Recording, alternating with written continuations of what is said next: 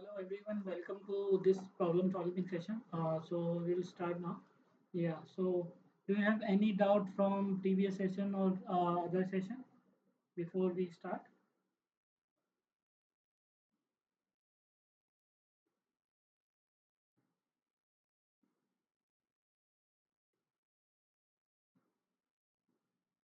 Okay, so let's start a quick summary. I will summarize this week content for some time, and then we will start the problem solving session.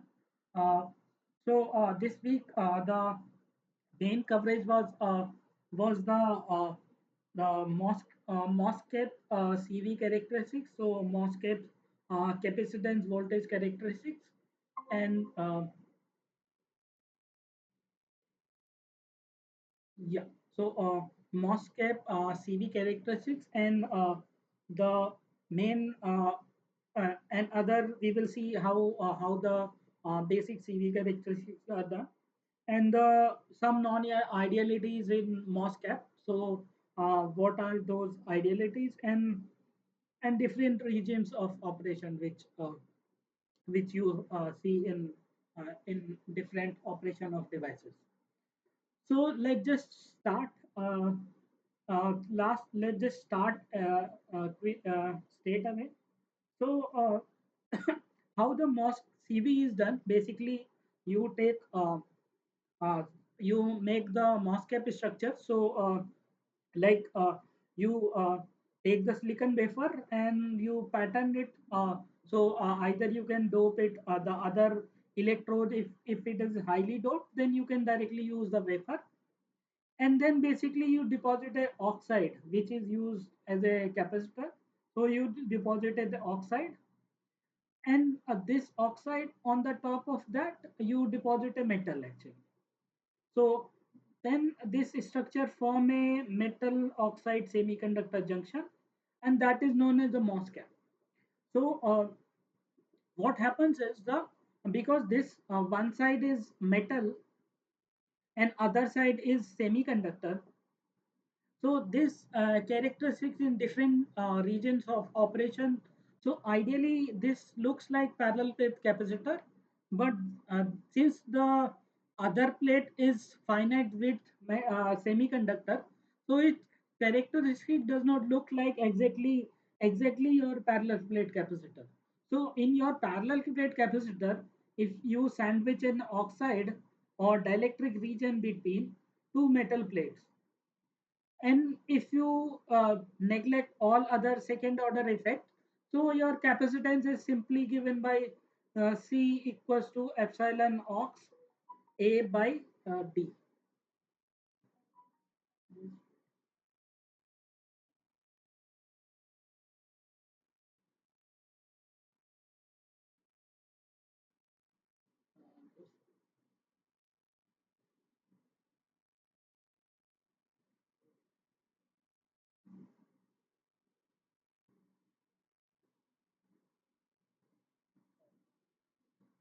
So uh, this capacitance is just given by epsilon ox uh, just by T epsilon ox A by T ox. So this is the capacitance no matter what the frequency, what voltage, up to a breakdown voltage. What matters does not matter how much voltage you apply. It is a kind of constant if you consider other second order effect neglected. uh, like the second order effect, like in your 12th class derivation you assume the like the dimension of bit of the plates or area of the plates much larger compared to the distance between them. That is the one final one assumption. And if you assume very ideal capacitor, then this is more so the capacitor. But in in the MOSCAP, actually, actually, it is not like that. So let me just take. So let me just summarize like what how the parallel plate capacitor, uh, like how the current flows in parallel plate capacitor. So you may have heard the that the capacitor, because this so if you connect a battery to the capacitor, so like initially if it is uncharged, so it does not have any charge, then it will behave like it does not like it will behave just like so if you apply any potential difference, then one charge will start to build up, and that this positive charge, this plate will get positive charge, this place will get negative charge, and there will exist a field inside this. And since now, because like this positive charge get accumulated at one interface, or the electron you have removed from the parallel plate, and those electrons are travel through this battery, and those electrons are come here inside. So one say one plate there is a excess of electrons, and other plate there is a difference deficiency of electrons. So that deficiency of electrons is you can model as a positive charge. So that positive charge is accumulated. So I am dealing with the case. So after some time, this charge will go, and because this does not allow this insulator region between does not allow uh, any sort of conduction. So after some time, what has happened?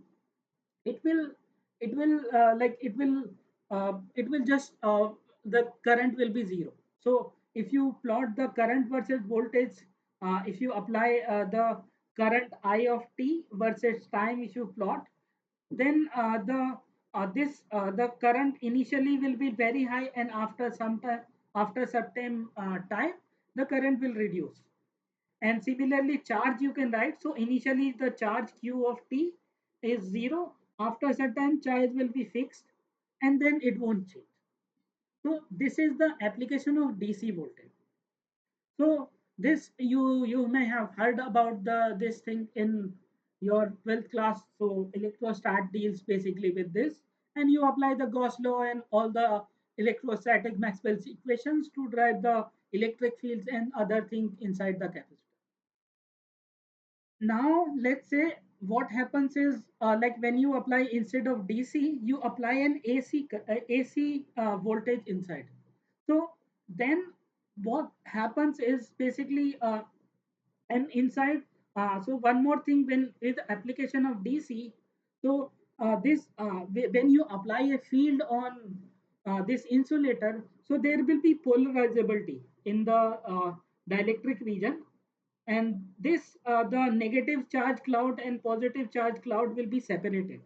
So this but these are bound charges. Actually dielectric does not have any, ideally it does not have any fixed, any free moving charges.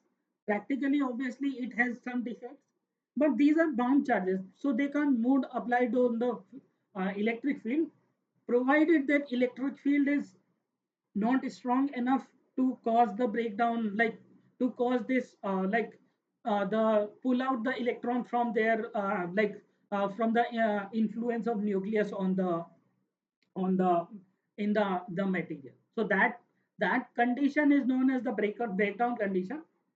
So now so this was the pretty much Gauss law and Maxwell magnetostatic or electrostatic static Maxwell equation.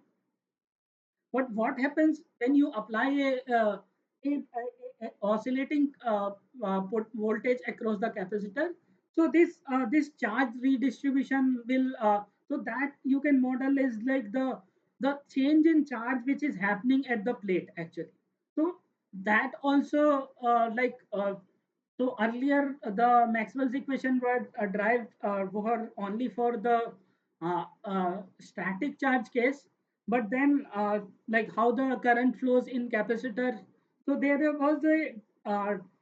there was a displacement current was brought in to correct this discrepancy in the Maxwell's equation, and in the parallel plate capacitor the current flows because of this displacement current. So there is need to be a displacement current need to be flowed. so that change in charge or the at particular position whatever change in charge is happening, that also constitute a current actually. So basically with the applied voltage you are changing charge in the plates of the capacitor, and that has lead to the AC current flow through the capacitance, and that leads to correct explanation and current pictures for uh, Maxwell's way. So that in that way, it Maxwell's equations are became complete even for AC or any other electromagnetic field case. So so that with that understanding, so basically, like when you apply AC field, so this will charge get increased or decreased. So this will charge get increased, or this charge will get decreased depending on the cycle of oscillation. So one oscillation charge will get increased positive charge, other oscillation it will get. So this charge also oscillate, and that you can account for even that this inside the electric displacement current displacement charge oscillate in other direction if dielectrics respond to this electric field, and that you can like the coefficient of this so the capacitance basically is defined as the charge change in charge by change in voltage. So that is the ratio which we define that ratio.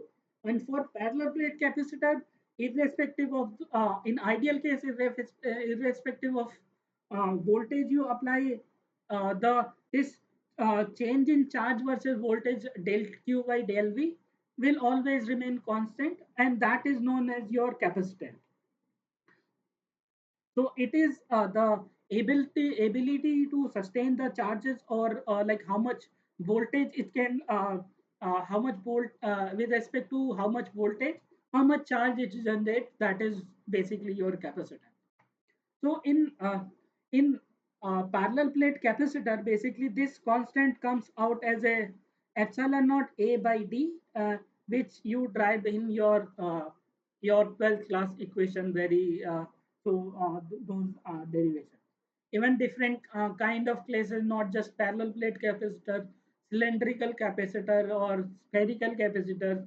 You may have drawn different kind of equations. So that basic fundamental principle is same, but so here the capacitance is basically a AC phenomena. So we don't talk much about the capacitance for DC actually.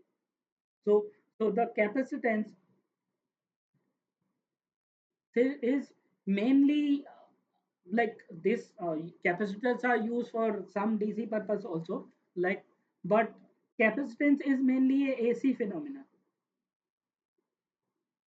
I may be I don't know how much correct and I am in this making this strong statement. So so how the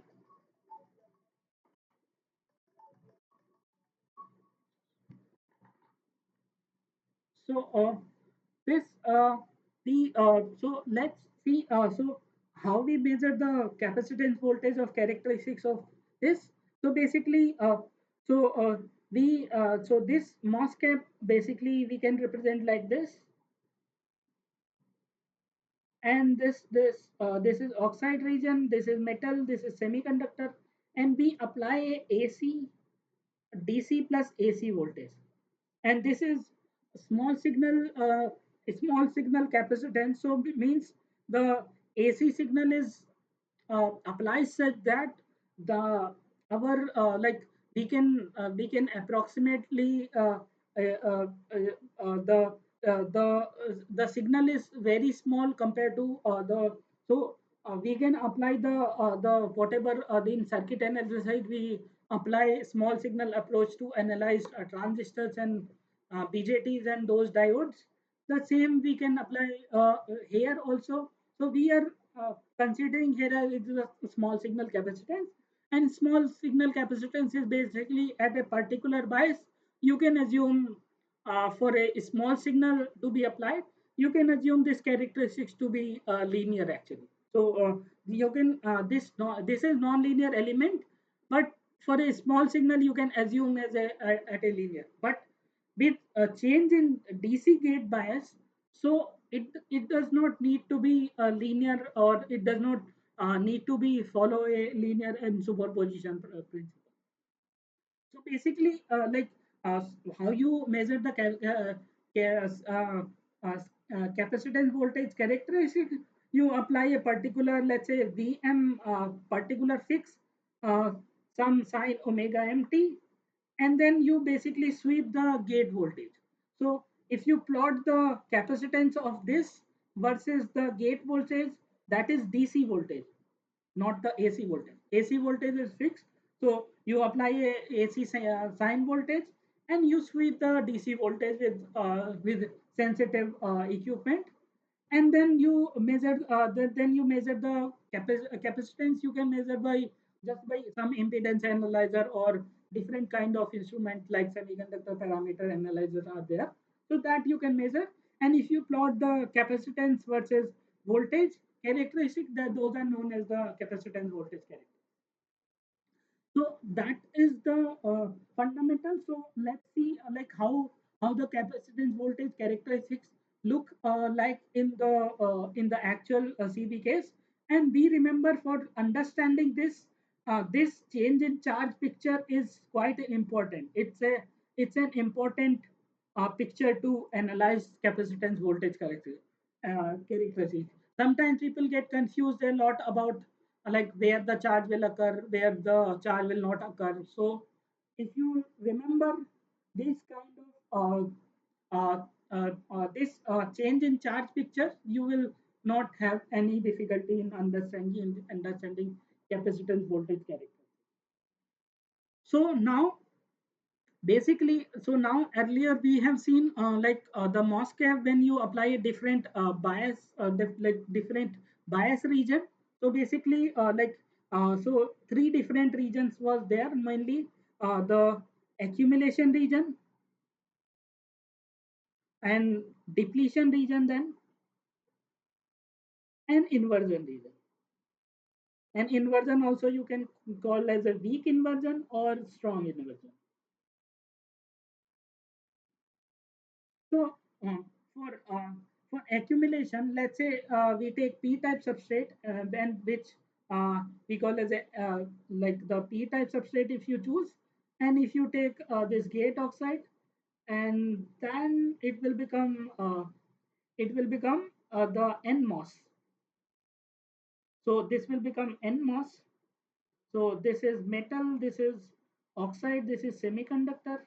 So this will become NMOS. So what happens is when you apply a negative voltage, so if you apply a negative voltage, so the region is accumulation. So basically, uh, so if we plot the charge picture, so basically what happens is, so if you draw this charge picture at this interface, so basically when you apply a negative voltage, this majority charge carrier pile up at the interface. So this majority charge carrier here are electrons, and you can see in regions this, because the substrate has pile of majority charge carriers, and that will pile up over here, and the other electrode, the positive charge will accumulate here. So this, as you increase the negative gate bias voltage, this charge will keep on increasing actually. So now now let's say you are applying a AC voltage. So what happens is, now with the application of AC voltage, this charge will get increased, and this charge also will get increased. So this much amount. So this delta Q by delta V, you see like this change in charge is happening the across this oxide layer. So this the ratio of the voltage which you are applying versus the ratio of the voltage which uh, is ratio of charge which is generated, it will be a constant actually. So that will be equals to the the capacitance of this parallel plate capacitor.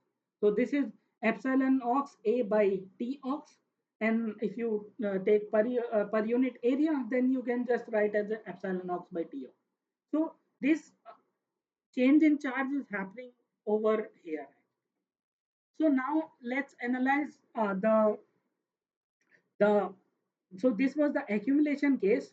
So now if you apply a positive gate bias voltage at NMOS, so this is as VG is less than 0, and this is as I am assuming the MOS cap is ideal.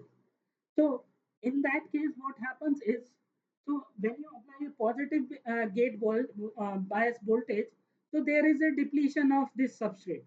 So that so some of this so when you apply a positive gate bias, so this some of the electron will get repelled at the interface, and the interface in the near the interface it will become more of a p type or depleted of the majority charge carrier. So here since the electron will leave the positive charge ion here, so this will become positively charged with the if your doping is uniform, then there will be uniform positive charge. So that is known as the depletion region.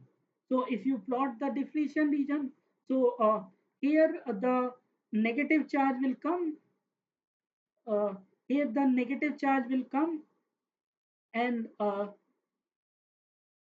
here the positive charge will come. So this is positive.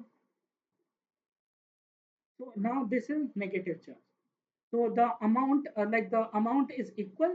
So we can so the idea is to calculate the capacitance of this case. So now let's see like this is this charge or finite depletion charge is in response to DC applied voltage. Now let's see what happens. So if you apply a so this case basically it happens like what frequency you are applying. So the frequency like how much your gate voltage is changing on the top of DC bias. So that is known as the like this so on that this change in charge will occur. So uh, the capacitance is defined as the like how much changes charge will this depletion go, and how much changes charge will this the at the gate electrode. So in normal case, when you are seeing the uh, capacitance voltage characteristics in the high frequency case, so this change in charge either can come from here or it can accumulate here also. So why in that case? So this because this substrate or this region is devoid of any kind of majority charge carrier. So majority charge carriers are very difficult to get here. So the reason is, and the only majority charge carrier comes because of the light or thermal generation. And since the if your thermal generation rate WTH is much slower than the your sweep rate, then this change in charge occur or your at you have very high frequency, then this change in charge will not the it will not take time to redistribute at the interface actually. So there what will happen your change in charge occur only at the last and this interface. And if you like mainly if you calculate the capacitance, so this semiconductor region, because now it's also free of, you can assume for a first order approximation, this region is also free of any kind of mobile charge carriers. So you can assume as an insulator also. Insulator means silicon dielectric constant of E silicon, and this is dielectric constant of E ox, and the capacitance is just capacitance of this region is epsilon Si by T of W depletion.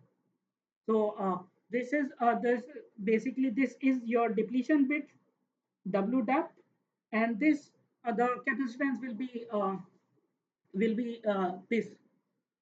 So now the total capacitance will be this oxide capacitance in series with C depletion, and that is, and the W depletion is a function of Vg, and so the So the capacitance is also a function of Vg. This depletion capacitance is also a function of Vg, and that you will see the total capacitance C total will be equals to uh, C ox C depletion by C ox plus C depletion. So this is a series combination of your depletion capacitance and oxide capacitance. So that so now your capacitance will be that, and you can see like if your frequency is high, then your the capacitance will be this. Suppose, let's say your frequency is low. So now the this if you draw the relationship between capacitance and voltage characteristic, you will see that at in accumulation this is C ox, and in the depletion in the inversion region this will become C ox parallel series with depletion, and this will become and as you so like after some time, so this will go like this. So if you are sweeping the this bias voltage, so this your ramp rate, so basically the how much speed you are sweeping this gate voltage. So let's say how you measure the capacitance voltage characteristics. So basically you start sweep from one range, let's say 0 to 10 volt. You sweep the step the gate voltage is particular voltage, then you go to next step, then you go this step. So how much rate you are changing this step is defined as the sweep rate, DC bias voltage sweep rate. So basically if you sweep this rate very high, so that your so this this as you can see in your if you consider Shockley Hall reed recombination generation recombination in your generation recombination model, then basically that is like this the rate of carrier which are generated within this depletion region is proportional to this width of this depletion region. So if you are sweeping this gate voltage quite slow, then what has happens is like as you increase the gate bias from 0 to particular gate bias, so after some time what will happen is after some time this like your your this your like your depletion rate will be such that the thermal generation rate become more effective. So after that the your carrier so your negative charge or majority charge carrier required to allow that change in voltage will not come from depleting this substrate. Actually then they will come from generating from the thermal generation. So on that boundary basically the capacitance become flat actually. So now after a certain depletion bit, basically your thermal generation rate has more more than the change in charge you require for a particular sweep rate. So, and also you can measure like this is practically observed. There is a concept called deep depletion. So, if you sweep this DC bias rate very high, so what will happen is because that thermal generation rate has its own, then this characteristic further go deep into this lower diaphragm, and that after this time if you stop and if you shine the light, then again it will come back actually to whatever your equilibrium, because now if you shine the light, then your based on light shining your carrier will get generated, and your capacitance will become your equilibrium capacitance. And also for a lower frequency, if your frequency is quite low, then your capacitance, so basically then you are allowing the charge to get generated so that it just accumulate at this interface actually. So this charge move at the interface, and then your capacitance will return to the normal oxide capacitance, because now if you allow the carrier if your frequency is such a low that it allows the carrier to be generated at this interface, or it allows thermal generation or any other way to be carrier generated, then that change in charge will happen at only at the oxide interface. So that's why at low frequency the capacitance voltage characteristic will remain in ideal case remain return to oxide capacitance, and in high frequency case it will be there. So if you even if you use a very low frequency, then also deep depletion can occur. And if you allow for if you shine a light and allow for some time at this point, then those thermal generation rate will be uh, if you stop for a time at this last point, then slowly with the thermal generation of carrier will build up, and depending on the whether you have are operating in low frequency or high frequency, your capacitance will return to here or here, depending on the case. So that was the a summary of your capacitance voltage characteristics. So basically, it just very simple. You keep in mind where your change in charge is happening. So there are few. So and this, if you see, if you read any book, so they charge the this thermal generation rate. Thermal generation, I have a question like to think about. So you can think the in all the literature book, thermal generation rate is order of few kilohertz, and uh, but our current state of the art CMOS technology or whatever the node, uh, uh, they are basically oxide only, and they are operating completely in dark. You package the chip inside, and you don't have any light test going into the chip because you block complete package. Even then, the chip are operating in gigahertz actually, or even higher frequency.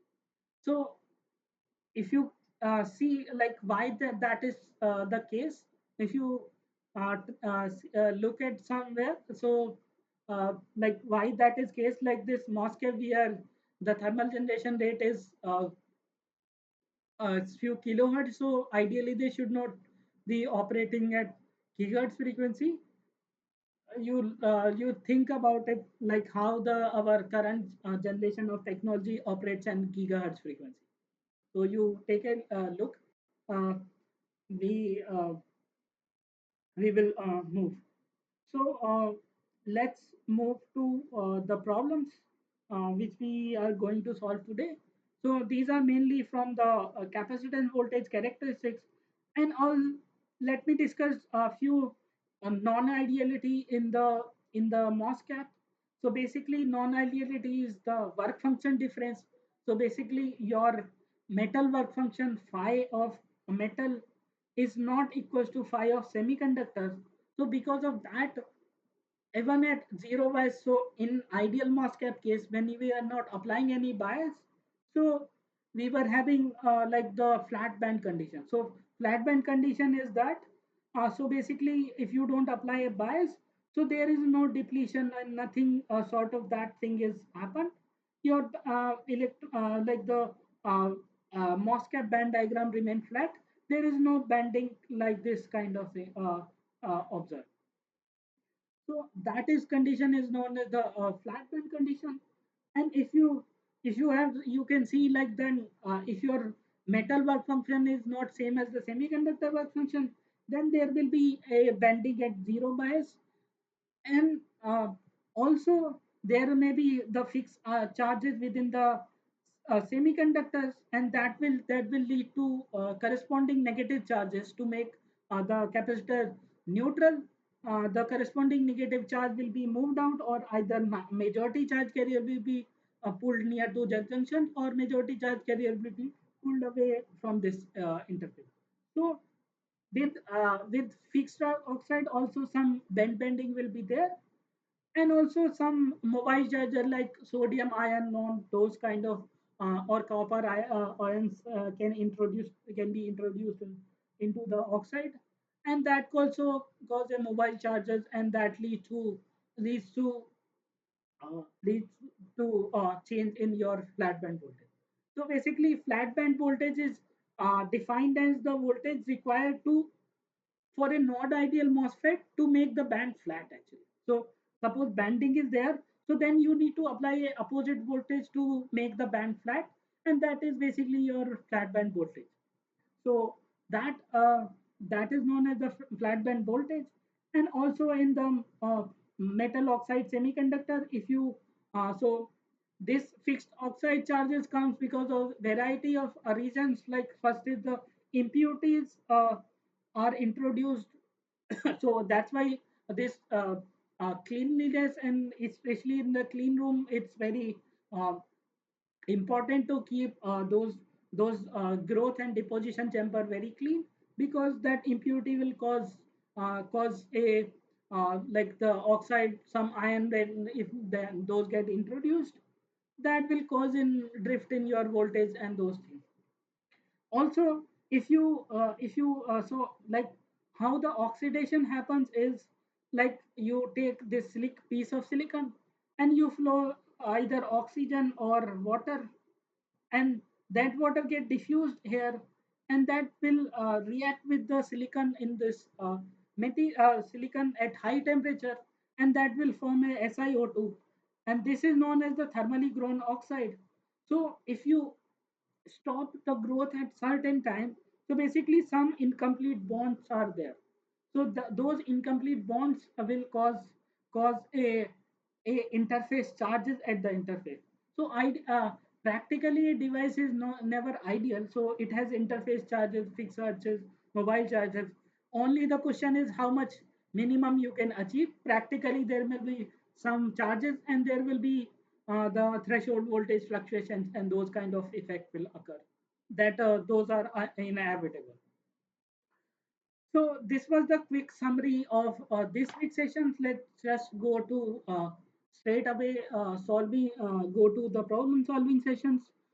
If you have any doubt related to the content which summary which I have given, you can ask, or you can ask any question related to the content presented in this week or previous week.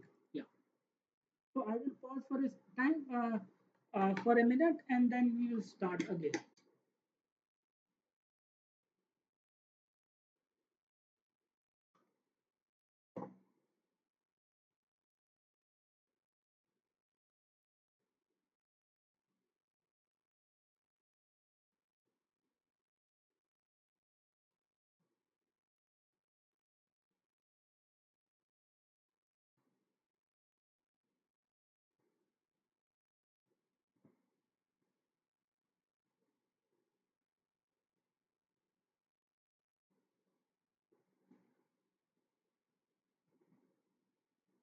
Okay, so let's start the problem straight away. If you don't have any doubt, so this so this question talks about a PG student procedures a few identical MOSFET devices from the market, uh, procures a few identical MOSFET devices from the market, and tries to characterize them in the lab. The basic structure of the MOSFET is shown below. VG is applied on DC gate bias voltage, and VS is the small signal AC voltage, which we described earlier at a frequency this. The CV characteristic is of the MOSFET, one of the MOSFET is this, taken at two different frequency, also shown in figure. So this is the arrangement which we discussed recently just now. So uh, we need to answer the following question. What is the type of substrate doping, and what kind of MOSFET it is? So basically, substrate doping and MOSFET. So basically, this you can see at positive applied bias voltage. This this may be either this positive applied voltage. This is the capacitance, and this depletion is happening at the positive applied voltage. As you remember from the previous session, if you apply a positive voltage, and this charge will be negative, so for a so this depletion is happening at the positive voltage. So that is a case of P type substrate, and n type N-type MOS or NMOS. So the type of MOSFET is we can qualify as a P-type and NMOS. So this was the pretty straightforward question. So basically, you just need to see for PMOS, the capacitance voltage characteristic looks inverted about the y-axis. So here the negative applied voltage, the depletion will happen. At positive voltage, this there will be accumulation. So for PMOS, it will be look like this. And for non-idealities, some flat band voltage you require to make the band flat, and that is your other type of substrate can be. So this, based on this, looking at the characteristic, we can conclude that this is a p-type and NMOS. So the charge block diagram corresponding to point 2 in the CB is given given in the figure below.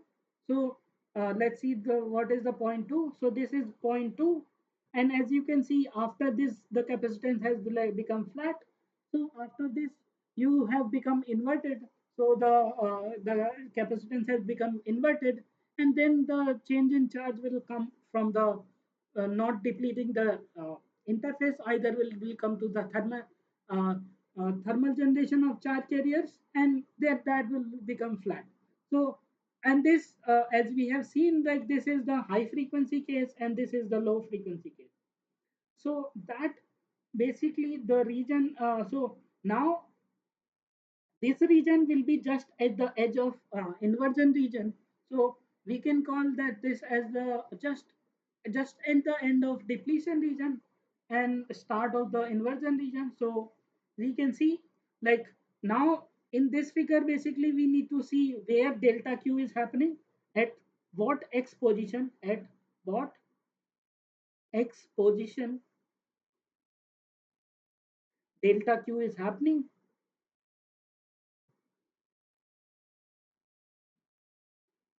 And then accordingly we can.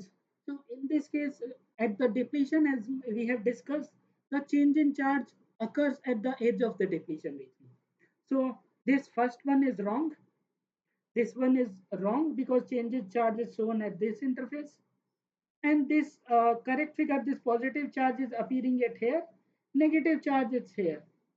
So this is the correct picture, and because this second is high frequency one, so it does not allow the charge to be redistributed at the interface or appearing at the interface. So this also is wrong because now the change in charge will occur at the end of the depletion region.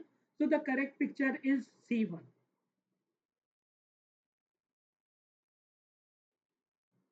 So is there any doubt related to this problem? Okay. So this was also a straightforward and analysis we have seen. So now let's just move to next problem. So the if area of MOSFET is 3 into 10 power minus 3, then the thickness of the oxide layer is this. So how you can calculate the thickness of oxide layer?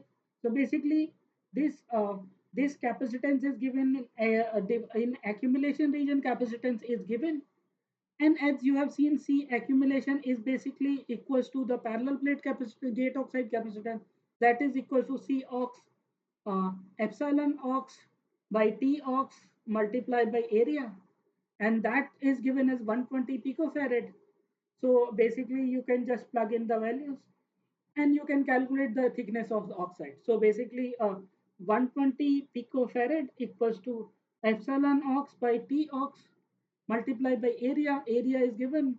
So you can write epsilon ox is 8.84 into 10 power minus 14 multiplied by epsilon ox is 3.9 divided by T ox is we need to calculate, and this is uh, in centimeter. Then this you also you can put in the volt per centimeter, or this is given as the farad per centimeter. So you put this capacitance also in farad actually, so that you can get the oxide capacitance. If you could put this in picofarad, then you just convert into the farad, and that because the units are given in per centimeter, so this unit also will you will get in centimeter. So if you solve by plug in this value, you will reach at the third solution is the correct answer 0.086 uh, 86 micrometer actually. So this is the, or you can write 86 nanometer. So that is also, but since the answer is asked in micrometer, so that will be your correct answer.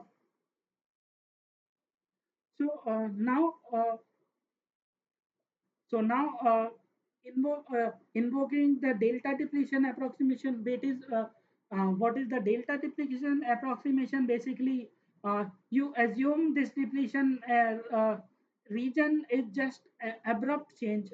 So the charge change is just abrupt. You are not assuming any gradient or those kind of charges. Then this is delta depletion approximation.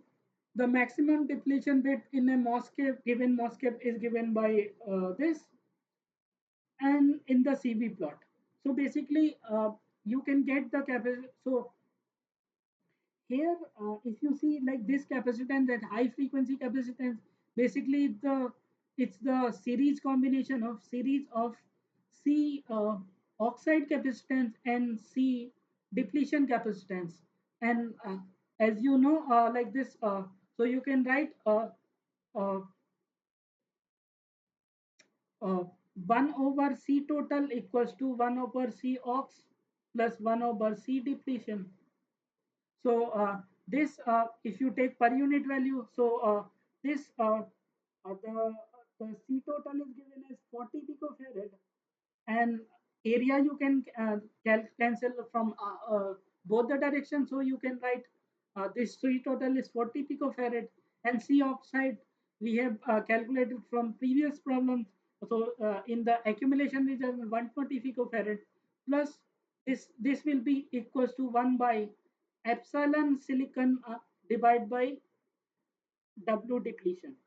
So as we have seen earlier. So this you can write this uh, W depletion by epsilon Si equals to 140 minus 120, uh, and this W depletion will be equals to epsilon Si times it will become 123 minus 1, it will become 2 by 120, so epsilon Si it will become 1 by 60 picofarad, and that you can write the uh, value of this, and you can get the unit in micro centimeter you will get. So you can write 8.85. So this is 8.854 into 10 power minus 14 farad per so this is a farad per centimeter, and you can write 11 like the epsilon Si is also given. So this you can write epsilon Si is given as 11.9 multiplied by 11 point divided by 60 into 10 power minus 12 farad. So this if you put, and then you calculate the W depletion, you will reach in micrometer it will come around this 0.526. So W depletion will be around 0.526 micrometer, or you can write 526 nanometer. So that is the about this part. So if you have any doubt, then you can ask, or otherwise I will move to next problem.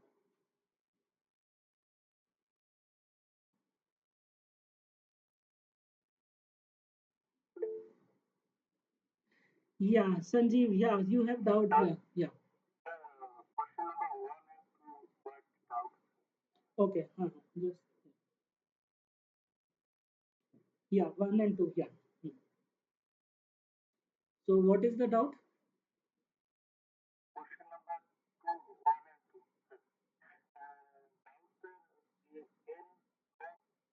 Hmm.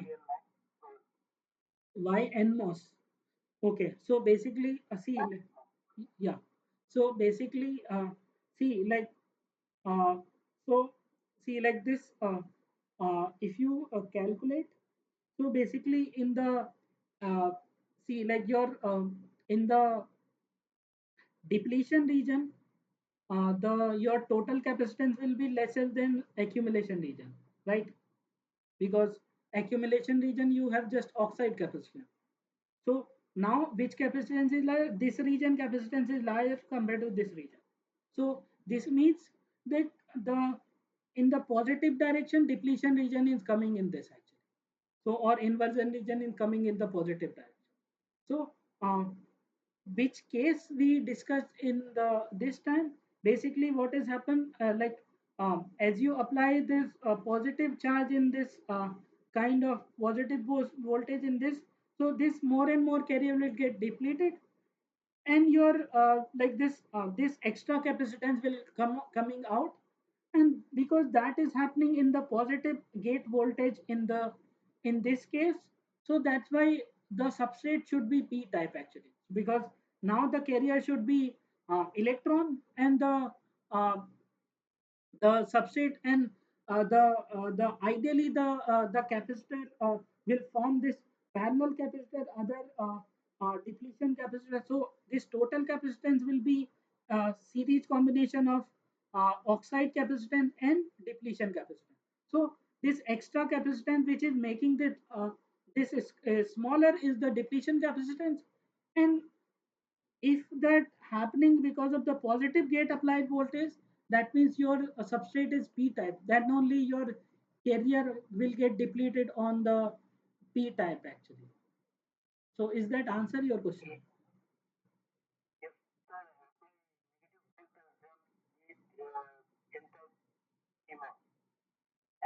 So so basically N type and PMOS. Basically, so PMOS is decided whether you are your like whatever the inversion layer what is happening now, that is whether it has P type carrier or N type carrier. So this N or P terminology come whether your inversion charge which is happening, whether that is electrons or whether that is holes actually. So in the case of uh, n-type substrate, if you take, so suppose you take n-type substrate, so this is n-type substrate.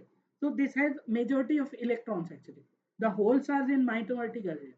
So when you apply a negative bias, this band will pull up actually.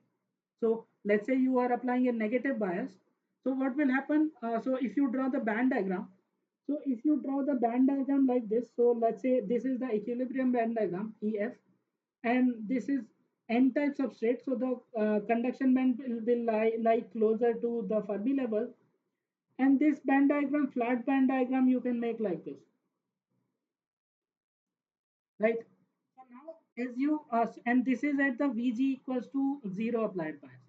So now, if you apply a negative gate bias, so now if you apply like let's say this negative gate with application of negative gate bias, this will move by QVG, and this will go like this, and your band will pull up actually. So this, so that means the band is getting pulled up, means this see you see the EC minus or EV minus EF or EF minus EV, this distance is getting lesser and lesser. So this means that only when you introduce a hole in the at the interface, like so this means that at the interface your semiconductor is becoming p type actually, instead of, so that is the concept of inversion. So basically your like at the interface, basically your carrier will like your type will getting started inverted actually. So in bulk it's n type, but your carrier it's becoming more p type actually. So now this is your like in uh, uh, so this in the MOSFET, basically this is your channel region actually. So that, so your majority charge carrier whatever take plus pass in the conduction from source to drain now will be p type actually. So that's why this is a called as a PMOS actually. So is that answer your question? Okay, yeah. So and the second problem, what is the doubt?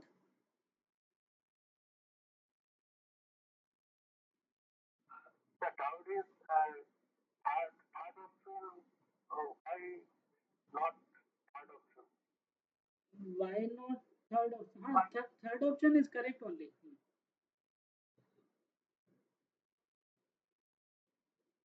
I have selected C. Why not fourth option?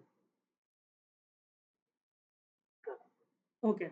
So basically, like see, the if you have considered this case actually, so if you have considered fourth, like fourth, if they have asked for fourth, then the fourth option may be correct because for high frequency actually, you are changing voltage very fast actually. So that like change in charge will not come like just by like you can't generate uh, like few mechanisms are there, thermal generation or depleting the carrier. Now, because you are changing so fast and thermal generation has a limit actually, it can't be generated very fast. So only the change in charge will come from depleting the carrier actually. So that's why the all the change in charge comes by extending the depletion region actually, not the this one actually. Not this will come if you generate the carrier somehow other way actually. So then this option may be correct, but this because now you are provided because of the frequency because this is high frequency case, that's why you the correct option is C. If you have been it would have been fourth case, then the correct option will be fourth one actually. So is that answer your question?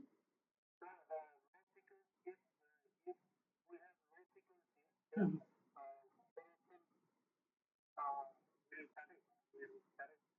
No, four option. So this like the depletion basically. So in that case, basically some charge is coming from the depleting the carrier, some charge from the thermal generation. So that like that that and this because this charge has become quite high compared to the normal depletion case. So this option is not correct, especially at 2 point. This option can be correct for 3 point actually. When you are having a strong inversion. So basically, what has happened? So after you cross to second point, so after so this let me draw it here. So this like this it is given. So this they are asking this is 2.2 and this is 3. So now you may be confused why like uh, why not this case actually. So basically like the inversion charge in that case basically it won't be that much. So after so this the thermal generation rate generation generation rate due to thermal effect is directly proportional to W actually W depletion. So as you apply more and more gate bias, after a certain time when you have when this depletion bit becoming have become sufficient the larger, then basically it will start generating more number of carriers. So then your change in charge will come by just by thermal generation actually. So that you don't need to deplete the substrate actually. So in that case, basically you can the fourth option can be correct. But since this we are just asked at the edge of the depletion region, then it this dip width will not be large. So that's why the third option is correct. Is that answer your question? Okay, fine. Yeah. So if you just think about it, if you don't get it, you just think give a thought on it, and just if you don't get it, just let me know in the next class or after this class actually.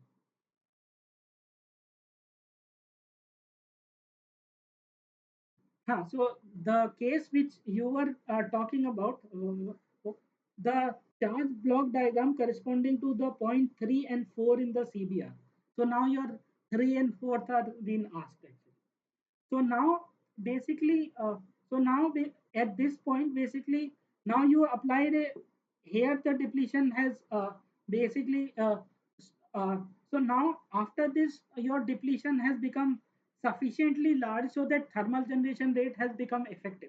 So now after this point the thermal generation will be effective and only the change in charge comes from come from the by either by thermal generation, or if your the frequency is low, then basically that charge will be appearing at the interface only. So then in that case, basically, like this depletion will become constant. So basically, this oxide width is already constant, and after that, the second point, this depletion will become fixed, because now the extra charge which you need to corresponding to the extra applied voltage will just come from the from the thermal generation or any other mechanism, so that this extension of this depletion width will not take place. So this C depletion will become constant for a first order. So that's why your CV will become flat actually, and that will be equals to the series combination of C ox and C depletion. So, and the fourth case basically is low frequency case. So, if you give sufficient time, so if you give sufficient time, so then basically this charge whatever is generated, if you are moving slow, this will appear at this interface only. Actually, at this interface only it will appear, because it has sufficient time to redistribute in the substrate. So, corresponding to 3, basically, 3 is basically your so the your change in charge will come at so the change in charge will, although the inversion has happened, but because your frequency is high, so the this that in that time which you are like oscillating those charges, those the redistribution time is not because that extra charge carrier need to be drifted or diffused. So the extra charge carrier appear at the edge of the depletion region. So that's why your capacitance in high frequency case appear same as the parallel combination of C ox and sorry, series combination of C x ox and C depletion. But the fourth point is low frequency case, when your capacitance. So then basically what happens is your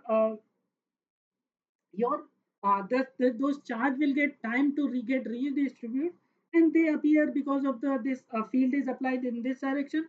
Negative charge will attract to the interface, and they will be they will be redistributed at the interface.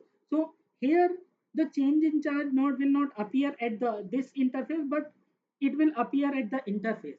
So if your change in charge is happening at this interface, your total capacitance will be the oxide capacitance. Does not matter how much static charge this has.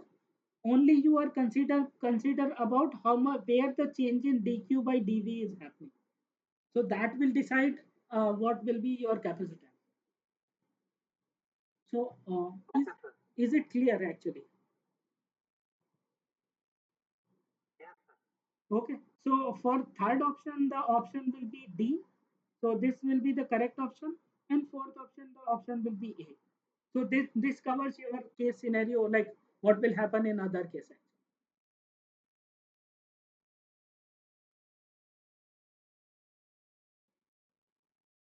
Okay, so let's move to next problem, sixth problem. Uh, in the uh, uh, in the above experiments, the student find two sets of CV curve as shown in figure below. Assume the gate area is same for both the MOSFET. Choose the correct option based on the given data. And where Na1, Na2 are doping concentration of bulk in MOSFET respectively. So basically, uh, your so uh, so in the two case, so basically you can see like this edge of depletion where the channel just start to get depleted. So vg, so this if you call as a threshold voltage, or where the inversion goes from depletion to start going a strong inversion case, that boundary is known as the threshold actually. So where your surface potential will become 2. Yeah. Uh-huh.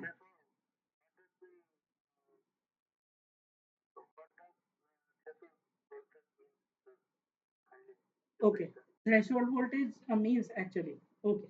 So see, like now let me just consider a case of uh, NMOS. So the substrate will be P type and your carrier inverted will be N type.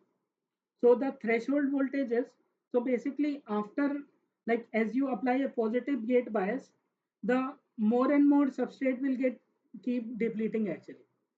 But after certain gate bias, this bit has been sufficiently larger so that the thermal generation of carrier will happen actually. So after that, the carrier won't come, especially at the low at, carrier won't come just by depleting this substrate. So uh, after like the threshold voltage is defined as the voltage h which your voltage h which your interface has become inverted actually. So the so if the p type concentration, let's say it's 10 power 15 per centimeter cube. So uh, the it is defined as the voltage at which n type concentration has become 10 power 15, same as the bulk concentration. So means like at the interface, your the substrate has been inverting from p type to n type actually. So this n will become p. So basically if you draw this picture, so if this is, let's say, ei, and this is, let's say, let me draw the band diagram correctly. So if you say, let's say, this is your ef, and this is known as the phi f. So that is equals to phi f is basically equals to kt by q ln nd na by ni. So now this phi f, so what happens is you are basically you are bend down by applying a positive bias. If you apply a positive bias, this bend will become bend down like this. This bend become bend down like this. So the threshold voltage is the voltage at which this bending at which this bending, so this difference will become 2 psi f. So after this, it as you apply the positive voltage, this will get more and more down actually. So that's after, if you apply more voltage, this will go more down, this will go more down. So the voltage h will this will become 2 times of this. So now at the interface, you see like the how is the band diagram. Ei is lying here, ef is here. So ef is phi f away, above your intrinsic carrier. So basically now this you can call as an n type actually. You got it?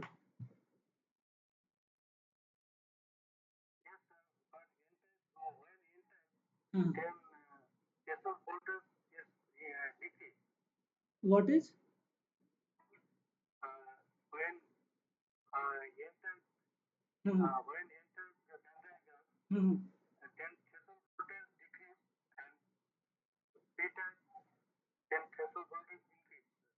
no, no, this is not about increase or decrease. Threshold voltage is defined like at the bound at the point where your substrate becomes from p type to n type actually. Huh. This you are trying to say. So basically, yeah. So basically now, uh, your so let's say you apply a lesser voltage. Let's say you are here. You apply this much voltage. So in that case, there will be some charge maybe there, but that is not larger compared to your substrate doping concentration actually. So it is at that boundary where your n-type carrier at the interface become equals to your substrate concentration. That's what you can say the inverted. Now P has become N actually at the interface.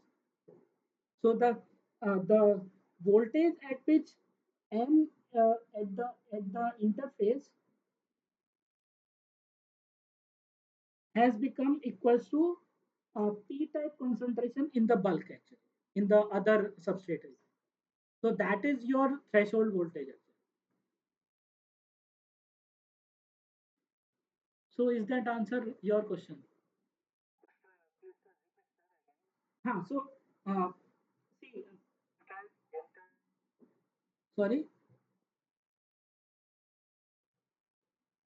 hello.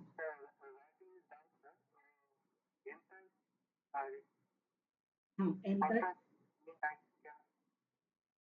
okay, okay. So what is the meaning of n type? So basically, like how you make n type. So like in say, oh, oh, uh-huh. uh, threshold voltage depends on what? This is your question. Uh, this is that your question? Okay. So threshold voltage depends on lot of factor. It depends on the doping. So basically, see like the threshold voltage. So you can quickly calculate actually. So this basically the potential across the semiconductor is 2 psi f, and psi f you know actually. So this at this you can calculate what is this depletion bit just by PN junction formula. So depletion bit is basically square root of QND by QND or NA by 2 epsilon. So here you take NA times V of bias applied, right? So now depletion bit you can calculate depletion bit. The threshold voltage will be equals to your so basically this is your depletion bit, and that basically you can calculate and this you can W depletion is basically your you can write as a Q and A by 2 epsilon. This is 2 psi f, and psi f you can write as a Q and A by 2 epsilon kt by q ln nd by na by ni. So this see the W depletion is proportional to Na actually. So then basically your or you can say this psi f is directly proportional to Na. So your threshold voltage depends on the substrate doping concentration.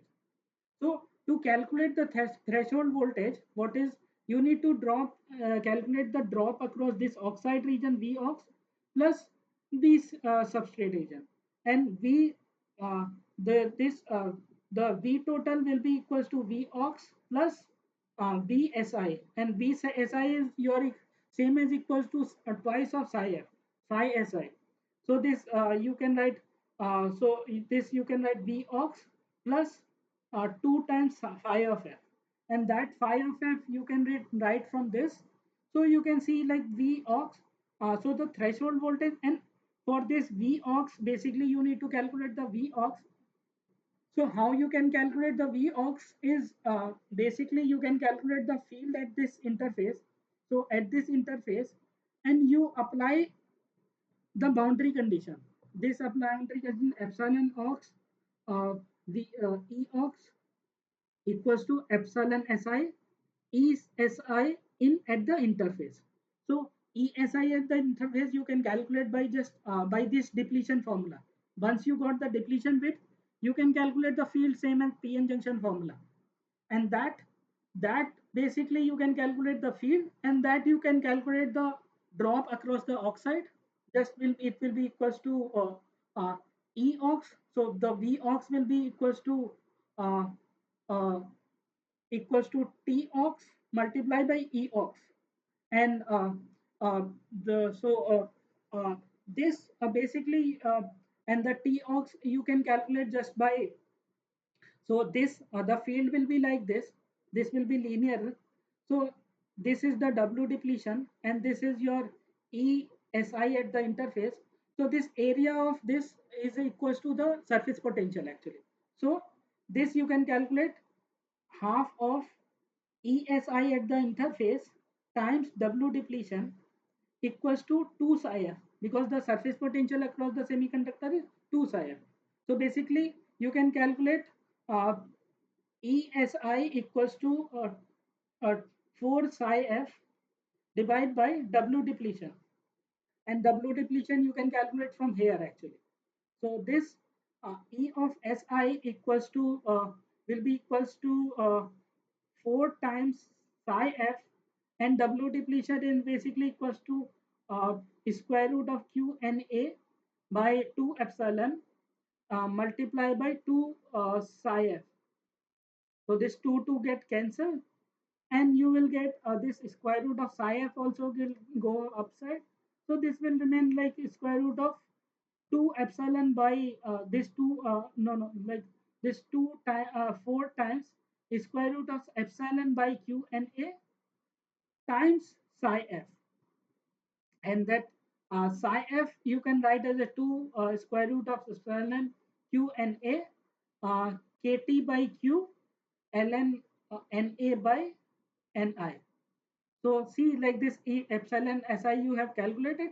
If you multiply by T oxide, then you will get V ox. So your threshold voltage Vt will be equals to T ox multiplied by 2 times square root of this expression plus 2 times psi f, which is equals to Kt by Q ln phi f by Ni. So now you see, like this, the threshold voltage depends on the substrate doping concentration uh, and your epsilon, thickness of oxide, and all the parameter you can explain. So is that answer your question?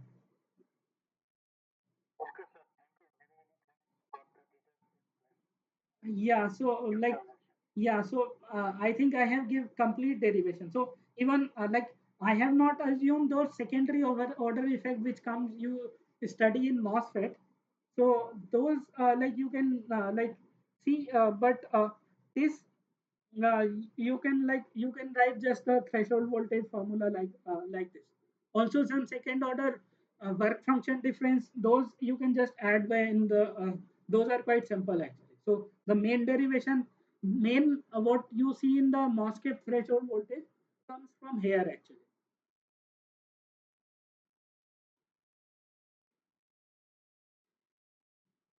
Okay, so as you can see now, since I have given the derivation, so you can see like this one has larger threshold voltage compared to two.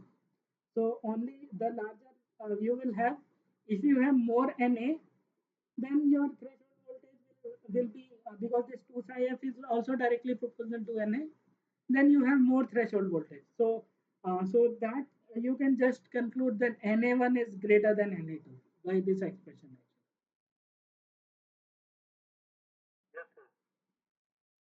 And and intuitively you can understand. So if your substrate density is there high actually, so if your substrate density is high, then minority carrier concentration is ni square divided by your substrate doping concentration, let's say nd or na.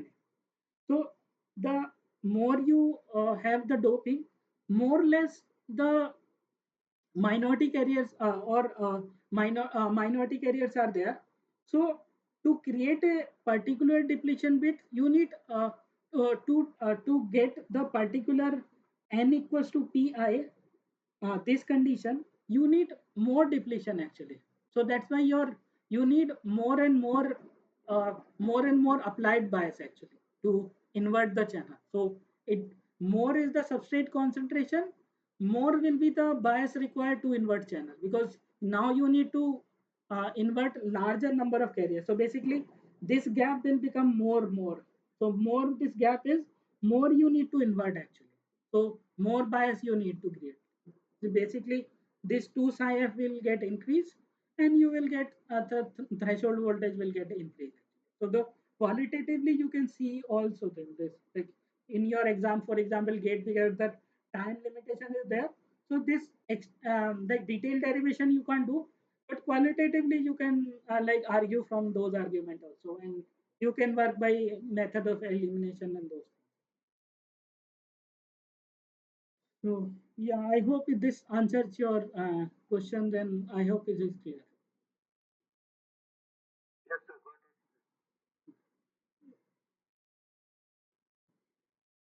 Okay, so next problem, let's move. So consider the following statement: a low frequency CV and high frequency CV curve में MOSFETs are identical in accumulations and depletion region. So and the accumulation and depletion regions are characterized by a minority carrier response time, which is much smaller at the applied frequency. So basically, idea is that one. So the minority, when your bits is higher, your thermal generation rate will become stronger. So that means your carrier generated will be faster actually. So that in the low frequency, when your frequency is low, you are changing the applied bias voltage very slowly compared to the thermal generation rate. Then that thermal generation rate will supply those charge carrier to invert the charge. So there you don't need to extend this depletion region actually. So the what we discuss here. So basically this will come at the this interface only just by applying this like after the threshold this just by applying just by thermal generating it will come, and you don't need to. So this change in charge is occurring at the oxide interface. That's why this will be an in accumulation region. They are basically you are applying a negative bias, and you are just pulling majority charge carrier towards the interface. So that because you have plenty of majority charge carrier in the substrate, so that means like your interface will become pile up of majority charge carrier. So the change in charge will occur only at the interface. So that's why this region is also correct. So the correct answer for this will be both are true, and S2 is the correct explanation for S1. So is that answer your question? Okay. So what is your doubt?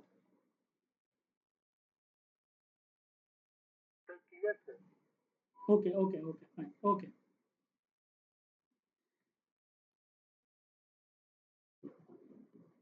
So let's move to next problem. A MOS capacitor, is fabricated on P-type substrate, and metal work function is 4.1 electron volt. So let's draw the band diagram. So this side is metal, this is oxide, this is so metal oxide semiconductor. So metal work function is given as 4.1 electron volt. 4.1 electron volt, and the electron affinity of silicon. So this the electron affinity is defined as the conduction band to vacuum level. So this is chi is given as 4.0 electron volt, and the EC minus EF. So EF is defined as this one. So this is zero point 0.9 electron volt.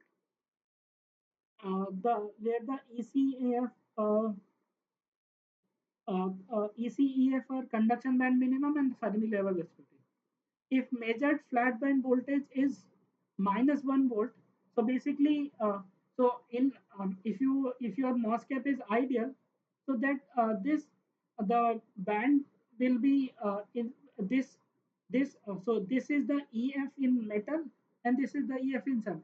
So if the band is ideal, so this 4.1 and this will be equal. So now basically to create that, you need to apply a negative of that voltage actually. So basically this will lie down. So this is minus QVG actually equals to 1 volt applied. So this you can calculate. Uh, this you can calculate as basically your uh, uh,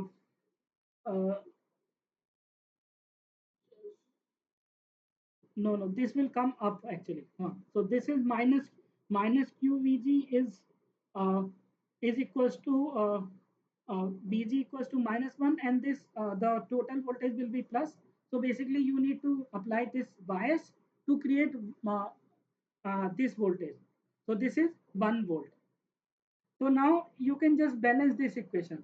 So this, in the non-ideal case, in ideal case with zero bias, this flat band condition should prevail. But in non-ideal case, with the application of this, you are having this flat band condition. So this you can write. So basically, this is the Fermi level. So this is uh, so this you can write as uh, uh, uh, you can write as this 4.0 plus 0.9 will be equals to this it is equals to uh, 5b 5 ms. This is the work function difference. mm, uh, Work function difference minus uh, uh, so this just wait.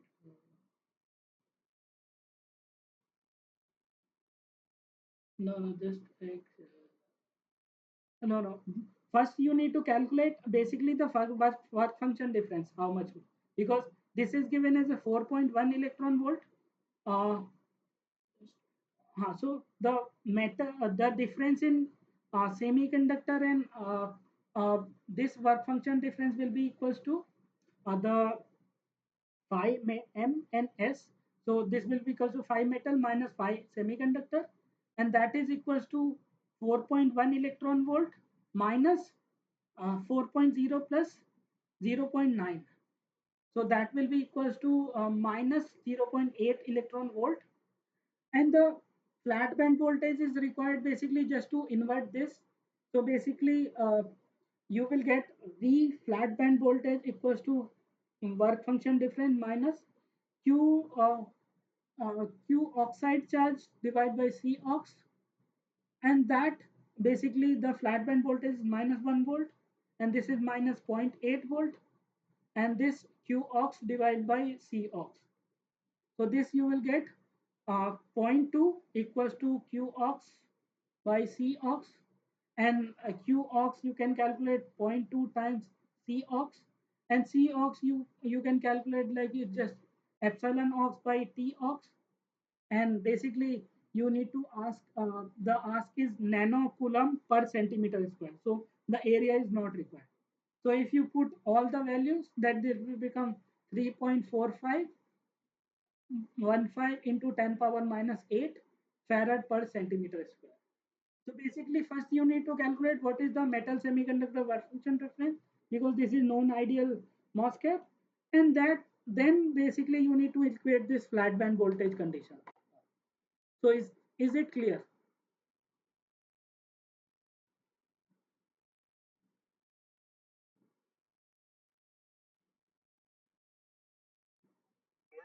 Okay. So now let's just move to next problem. So this uh, uh, so now now let's just move to next problem. So this uh, basically your this problem is for a MOSFET VF and VT are the flat band voltage and threshold voltage respectively. The variation of W depletion for varying gate voltage. So basically, you need to like see for when you apply gate voltage. So what happens is there is a potential drop psi of psi surface potential drop across the semiconductor, and because of that your depletion happens actually. So now with applying this psi f so basically uh, your gate voltage Vg is basically equals to V aux plus psi s. So this psi s is also a function of the gate voltage, because now because that depletion bit change with respect with change uh, in the with applied bias. So basically, and that is dependent on your depletion bit. So Now, so this psi f is basically is just equals to Vg minus Vox, and that Vox is your dependent, also depend on your what is your psi s, and that you can calculate this. This you will come like this. W depletion bit is basically same as uh, like your typical like PN junction or the Q and A by epsilon 2 twice epsilon uh, V G minus VF or VG plus VF. So depends on the flat band voltage where it is. So in this case it is negative. So this curves. So basically you can see like this is directly proportional to square root of Vg. So it will have parabola on y-axis actually. So that's why, and this flat band voltage, you need at least flat band voltage to make zero condition. So this will be effective only after flat band condition. So let's analyze the choices. So this is not correct. I will tell you why. And this is also not correct because this is given as the flat band condition. So see like this, after, as we have seen for inversion, after certain time depletion become constant. So in the inversion depletion constant will be constant. So either this can be correct or this can be correct. This is wrong and this is also wrong. So we eliminated two choices. Now, in this case, as you can see, like this threshold voltage is defined at which the depletion will become constant. So at this case, this is becoming constant at 0 volt, and at this case, this is becoming constant at some finite voltage. So in any MOS cap, threshold voltage is not zero actually. It's some positive, especially if you are considering NMOS or NMOS positive in NMOS and negative in PMOS. So so the correct answer by these choices will be B1 actually. So this is the correct answer. So do you understand like why the shape you will get from this expression and the correct you can get from the threshold voltage and those things. So this was the one of the yeah last year problems and yeah okay fine okay yeah. So this is this is the last problem in a MOS cap. The capacitance of the threshold voltage is due to capacitance at the threshold voltage is due to oxide capacitance. Yeah, it is due to oxide capacitance also, depletion capacitance also, and oxide capacitance series with depletion capacitance. So the at the threshold voltage, your like the total capacitance is your oxide capacitance in series with the depletion capacitance, as we have seen actually. Oxide capacitance in parallel with this is also wrong. Depletion bit this is also wrong. This is also wrong. uh, Due to it's not asking the capacitance is dependent on what, it is asking what is causing this oxide voltage. So be clear about like in the uh, if you go to due to, then is the carrier density or that depletion bit can be correct answer, but the due to question is leads to this oxide capacitance series with the depletion capacitance. So that is the correct answer will be C actually.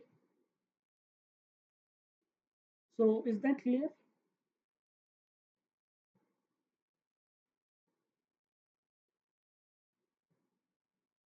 Okay, so this was the last problem from my side. So if you have any doubt, you can ask, or then if we,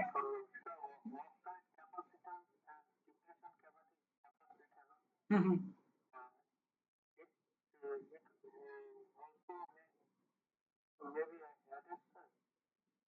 Oxide capacitance and depletion capacitance should be added.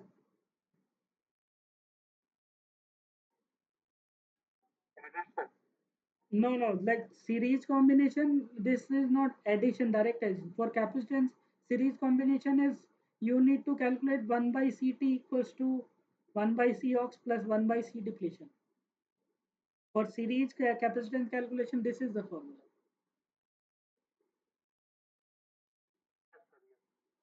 Okay, you got it, huh? It goes to, yeah. So resistance is just directly addition in series. Capacitance is reverse actually. In the capacitance parallel addition, the resistance parallel is that inverse addition. Okay, so you have any other doubt? Okay, fine. Okay, I think then let's just end this session and we will meet next week, same time, same place. So thank you so much for patiently listening. Have a nice week and keep enjoying your learning. Bye. Have a nice time. Okay, good night. Bye.